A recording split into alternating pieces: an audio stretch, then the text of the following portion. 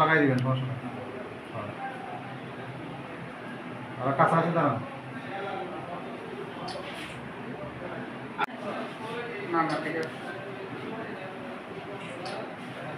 এই কামড় একটু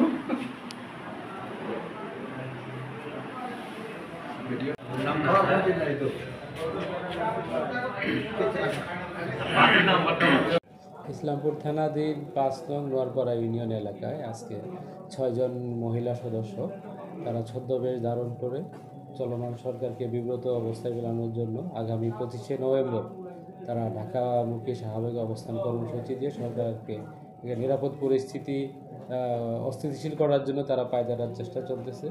এই সংক্রান্তে তাদের টার্গেট হচ্ছে বিভিন্ন লোভ প্রলোভন দেখিয়ে সদস্য সংগ্রহ করে ঢাকায় অবস্থান নিয়ে দেশকে বেকার ফেলা। আমরা তাদেরকে আটক করে থানায় নিয়ে আসি, যাচাই বাছাই কার্যক্রম চলতেছে, পরবর্তীতে আইনগত ব্যবস্থা নেওয়া হবে।